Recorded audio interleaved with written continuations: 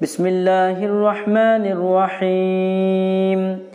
لن ينال اللہ لحومها ولا دماؤها ولكن يناله التقوى منكم كذلك سخرها لكم لتكبروا الله على ما هداكم وبشر المحسنین۔ اللہ تعالیٰ کو قربانیوں کے گوشت نہیں پہنچتے نہ ان کے خون، بلکہ اسے تو تمہارے دل کی پرہیزگاری پہنچتی ہے۔ اسی طرح اللہ تعالیٰ نے ان جانوروں کو تمہارا مطیع کر دیا ہے، یعنی تمہارا اطاعت گزار کر دیا ہے کہ تم اس کے رہنمائی کے شکریہ میں اس کی بڑائی بیان کرو اور نیک لوگوں کو خوشخبری سنا دیجیے۔ بسم اللہ الرحمن الرحیم۔ السلام علیکم ورحمۃ اللہ وبرکاتہ۔ محترم سامعین و ناظرین حضرات، آپ کی خدمت میں قربانی کے فضائل و مسائل کا سلسلہ چل رہا ہے، اور آج ہم انشاءاللہ تبارک و تعالی اسی تعلق سے مزید معلومات آپ کی خدمت میں پیش کریں گے۔ ویسے ہم اس بات کی وضاحت کرنا بہتر سمجھتے ہیں کہ جو درس قربانی کے فضائل و مسائل کا چل رہا ہے وہ شافعی مسلک والوں کے لیے ہے،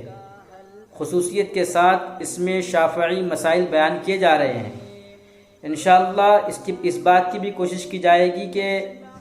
اس شافعی مسلک کے سلسلے کے اختتام کے بعد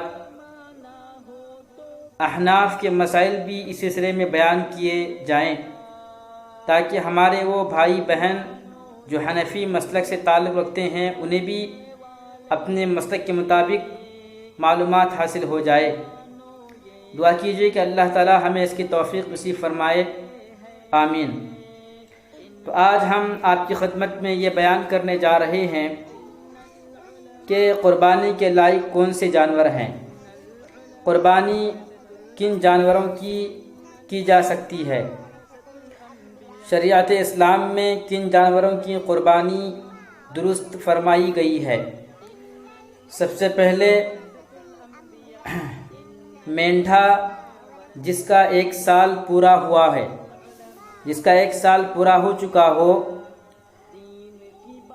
مینڈھا اسے کہتے ہیں جو جس کا 1 سال پورا ہوا ہے۔ اور اسی طرح سے دوسرے نمبر پر اونٹ جس کے 5 سال پورے ہوئے ہیں، جس کے 5 سال مکمل ہو چکے ہوں۔ اونٹ اور گائے کی قربانی 7 آدمیوں کی طرف سے، اور مینڈھے کی قربانی صرف 1 کی طرف سے کی جائے گی۔ گائے کی قربانی اور اسی طرح سے اونٹ کی قربانی، اس میں 7 افراد شریک ہو سکتے ہیں، اور جہاں تک بکرے کی بات ہے، مینڈے کی بات ہے، اس میں صرف 1 شخص شریک ہوگا۔ لہذا یہاں پر بتانا یہ مقصود ہے کہ جن جانوروں کی قربانی درست ہے ان میں بھی عمر دیکھی جائے گی، یعنی مینڈھا، بکرا اور مینڈھا جس کی عمر 1 سال مکمل ہو چکی ہو، اور بکرا اور گائے جس کے 2 سال پورے ہوئے ہوں۔ بکرا اگر ذبح کر رہا ہے، قربانی کر رہا ہے، گائے کی قربانی کر رہا ہے، تو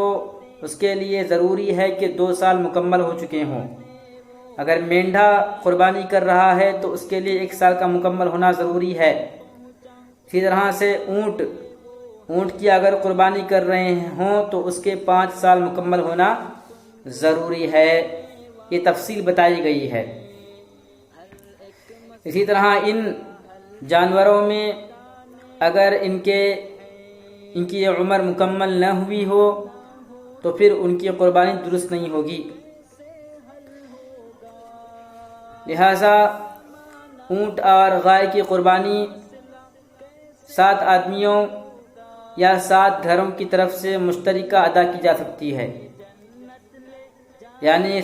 سب گھر والے مل کر ایک حصے میں شریک ہو رہے ہیں۔ اسی طرح سے 7 گھر والے اپنے گھر والوں کی طرف سے ایک ایک حصہ میں شریک ہو رہے ہیں، تو کل 7 حصے ہوتے ہیں، چاہے 7 آدمیوں کی طرف سے ہو چاہے 7 گھروں کی طرف سے ہو، تو اس میں بھی ایک ہی حصہ مانا جائے گا۔ اسی طرح سے ہر ایک کو اپنے حصے سے صدقہ دینا ہوگا۔ 7 کی تعداد کا حکم حج کے 7 مختلف مقاصد کی قربانیوں کو بھی شامل ہے، لہذا اس کی تفصیل، حج کی تفصیل تو ہم یہاں بیان نہیں کر رہے ہیں، لیکن بتانا مقصود یہ ہے کہ 7 آدمی اونٹ اور گائے میں شریک ہوں گے۔ اب گھر کے تمام افراد مل کر اپنا حصہ لینا چاہتے ہیں، یعنی تمام گھر والے مل کر ایک شخص کو منتخب کریں، اس کی ہیلپ کریں، اس کی مدد کریں، اور پھر پیسہ جو ہے ڈال کر اس کی طرف سے قربانی کر رہے ہیں کسی ایک کی طرف سے، تو جو ہے ایسے 7 گھر والے مل کر قربانی کرنا چاہتے ہیں گائے کی یا اونٹ کی، تو ان 7 گھروں میں سے ایک ایک حصہ جو ہے اس جانور میں مانا جائے گا۔ اسی طرح سے بکرے کی جہاں بات آتی ہے اور مینڈے کی بات آتی ہے، تو اس میں جو ہے صرف ایک شخص ہی حصہ لے سکتا ہے، ایک سے زائد اس میں حصہ نہیں لیں گے۔ اور بھی بہت سارے انشاءاللہ باتیں آپ کی خدمت میں بہت جلد پیش کی جائیں گی، اور اگر کسی کو کسی طرح کا بھی قربانی کے تعلق سے سوال ہم سے پوچھنا ہے تو وہ بے جھجک ہم سے پوچھ سکتے ہیں، ہم وقت نکال کر انشاءاللہ تبارک و تعالی اسی دن اس کے سوال کا جواب دینے کی پوری کوشش کریں گے، کیونکہ ابھی دیر کرنے سے کچھ فائدہ نہیں ہے، کیونکہ قربانی کے ایام بہت قریب ہیں، عید کا دن بہت قریب ہے، اور قربانی جو ہے کرنے والوں کو چاہیے کہ وہ مسائل کو معلوم کریں۔ قربانی کے تعلق سے اگر کچھ غلط فہمیاں ہیں، کچھ مسائل معلوم نہیں ہیں، طریقہ معلوم نہیں ہے، شرائط و ضوابط معلوم نہیں ہیں، تو ان کو چاہیے کہ وہ اپنے محلے کے جو امام صاحب، عالم صاحب ہوں، اگر وہ جانتے ہوں، ان پر آپ کو مکمل یقین ہو کہ صحیح میں وہ عالم دین ہیں، تو آپ ان سے معلومات حاصل کر سکتے ہیں، ورنہ پھر اگر ہم سے پوچھنا چاہتے ہیں تو انشاءاللہ ہم بھی تیار ہیں دین کی خدمت کے لیے، آپ کے سوال کے جواب دینے کے لیے۔ اگر شرمائیں گے، جھجک محسوس کریں گے، شرم محسوس کریں گے، تو پھر جو ہے کچھ کام نہیں بنے گا، پھر ہو سکتا ہے کہ لا علمی میں، جہالت میں جو عمل کیا جائے اللہ کے یہاں پر قبول نہ ہو جائے،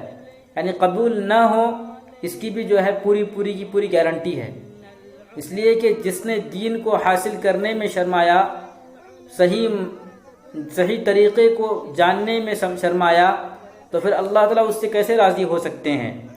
بہت سوچنے سمجھنے کی بات ہے۔ بہت سارے لوگوں کے بارے میں سنا ہے کہ جو دل میں آیا اس طرح سے عمل کر لیتے ہیں،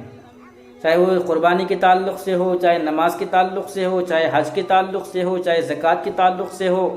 چاہے آپسی مسائل کے اندر کیوں نہ ہو، معاشرتی مسائل کے اندر بھی اپنے من میں جو آتا ہے وہ کر لیتے ہیں، دین اور شریعت کو سمجھنے کی کوشش نہیں کرتے ہیں، یا تو پھر دین کو حقیر سمجھتے ہوئے علماء دین کی توہین ان کے دلوں میں ہوتی ہے، اور وہ علماء دین کو بہت چھوٹا سمجھتے ہیں، یا پھر وہ شرم محسوس کرتے ہیں۔ یہ دونوں وجہ ہو سکتی ہیں، دونوں میں سے کوئی ایک وجہ ہو سکتی ہے، لہٰذا ہمیں ان دونوں جو ہے وجوہ، اگر ہمارے دل میں ان دونوں میں سے کوئی ایک سبب ہے ہمارے علماء سے نہ پوچھنے کا، تو ان دونوں وجوہات کو نکال پھینکیے اور اپنے سوالات کو بے جھجک بغیر شرمائے ہوئے اپنے سوالات علماء دین سے ضرور پوچھیں، انشاءاللہ وہ آپ کی رہنمائی فرمائیں گے۔ علماء دین سے بھی میری ایک اپیل یہ ہے کہ جو مسئلہ آپ کو معلوم نہ ہو تو اپنی عزت کو بچانے کے لیے جھوٹے مسائل بیان نہ کریں۔ بہت جگہ پر ایسے مسائل لوگ بیان کر دیتے ہیں جس کے بعد جھگڑا اور مار پیٹ تک نوبت پہنچ جاتی ہے، لہٰذا آپ علماء دین جو انبیاء کے وارثین ہیں، سب سے پہلے ہم سب کو جو ہے دین کے تعلق سے امانت داری کا رویہ اختیار کرنا ہوگا۔ ہم سب کو امانت داری کے ساتھ کام کرنا ہے، دین کو امانت داری کے ساتھ پھیلانا ہے۔ یہود اور نصارہ کے علماء کی طرح کام نہیں کرنا ہے، جنہوں نے اپنی کتابوں میں چینجنگ کی، جنہوں نے جھوٹی باتیں لوگوں کو بتائیں، جو دین میں نہیں تھا اس کو دین میں داخل کیا۔ تو علماء کی ذمہ داری ہے کہ وہ صحیح مسائل کو بیان کریں۔ اگر کوئی مسئلہ فی الحال معلوم نہیں ہے تو ان سے وقت لیں کہ میں انشاءاللہ آپ کو بتاؤں گا۔ تو لہٰذا اس میں جو ہے عزت بھی ہے، اللہ کی طرف سے ان کے لیے امداد بھی ملے گی، مدد بھی ملے گی، اللہ ہر مسئلے کو حل فرمائیں گے۔ اللہ تعالی ہم سب کو ان باتوں کو سمجھنے کی توفیق عطا فرمائے اور ہم سب کو دین کی خدمت کے لیے قبول فرمائے، آمین۔ السلام علیکم ورحمۃ اللہ وبرکاتہ۔